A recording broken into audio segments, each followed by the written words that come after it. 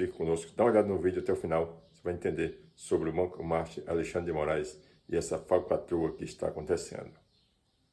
Um destaque do jornal O Globo desse final de semana, foi publicada ontem, inclusive, essa reportagem, na coluna do Lauro Jardim. Diz o seguinte: em seus tempos de liberdade, muita liberdade, aliás, Daniel Vorcaro recebia políticos e autoridades para jantares numa mansão de 36 milhões de reais e 1.700 metros quadrados de área construída no Lago Sul, em Brasília. Pelo menos em uma dessas noites, Alexandre de Moraes esteve presente, embora sua mulher Viviane, cujo escritório de advocacia tinha o ex-banqueiro como o seu melhor cliente, ela não participou desse evento. Nesse jantar ocorrido no último trimestre do ano passado, quando já vigia o contrato de 129 milhões de Viviane com o Banco Master, Moraes dividiu as conversas com políticos poderosos do Centrão, deputados e ministros e, naturalmente, com o gentil anfitrião.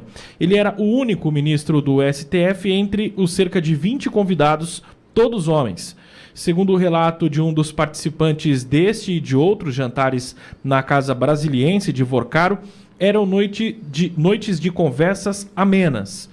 Nem é preciso discutir a possibilidade de algum assunto do Master ter sido conversado naquela noite, até porque, se fosse o caso, e aí segundo o Lauro Jardim, teriam ocasiões mais discretas para isso. Mas parece claro que a simples presença de um integrante da Suprema Corte num jantar na casa do melhor cliente de sua mulher pode soar inconveniente.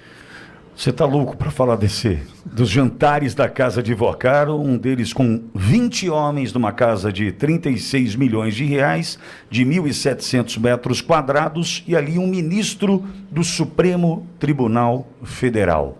Olavo. 1.700 metros de área construída, 4.000 metros ao todo, grande, dá para fazer muita coisa lá, né? Enfim, ainda mais em 20 pessoas. Né? Em 20 homens. Homens. Parece que homens era a lista... Oficial. Sim. Podemos refletir, até falamos de Epstein agora há pouco, mas talvez não guarde relação, fica para você, amigo ouvinte. Ao longo dos anos, nós conversamos nessa rádio inúmeras vezes sobre atitudes pouco republicanas, sobre patrocínios de eventos de Gilmar Mendes, sobre Toffoli viajando na presença de advogado de partes interessadas, de inúmeras palestras de ministros do STF patrocinadas não só por Vorcaro, mas por outros grupos de interesse, por outras empresas com interesse dentro do STF, e parece que as falas do Pittoli, as falas dos outros comentaristas, as minhas falas aqui, parece que ficam para um grupo, o nosso grupo de ouvinte, aqueles que pensam honestamente pelo país.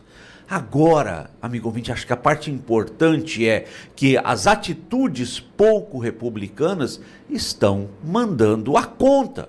A conta está aí, vinda para que seja paga por agentes públicos, para que agentes públicos dê o seu retorno sobre essas questões, que conduzam acareações nunca antes vistas, que modifiquem processos, que possivelmente façam prisões de, entre aspas, bolsonaristas como bombas de fumaça.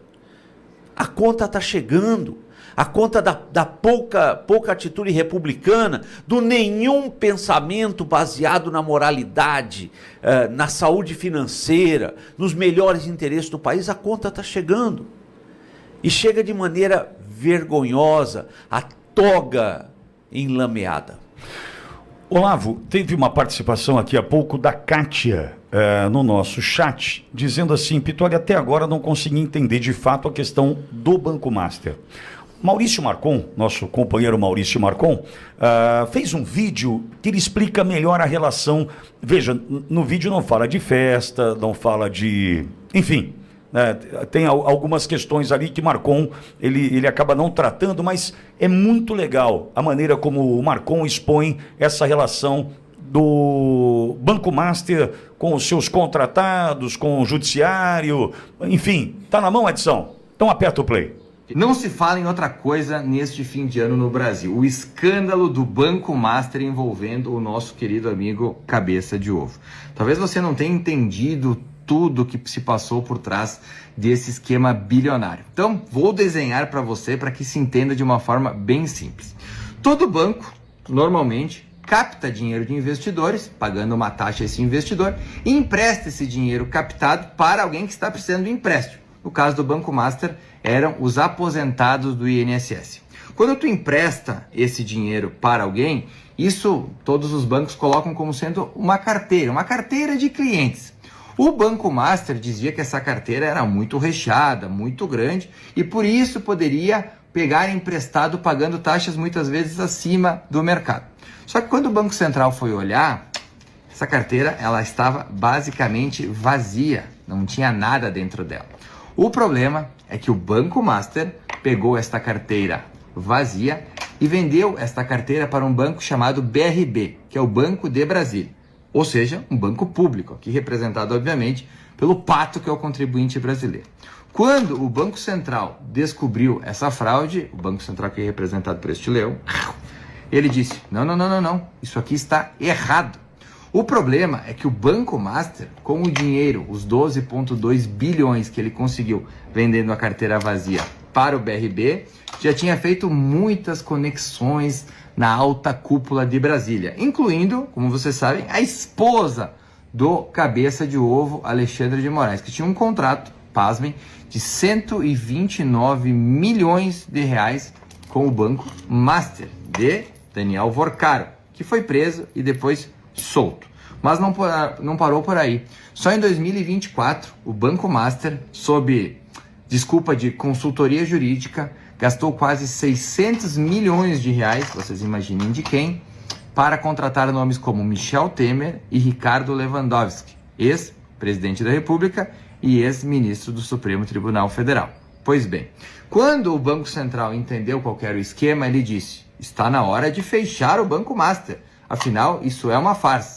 Mas, naquele momento, o pessoal do BRB queria comprar o Banco Master. Existia uma pressão para que o Banco BRB comprasse o Banco Master, mesmo que esse tivesse uma carteira vazia que não valia nada.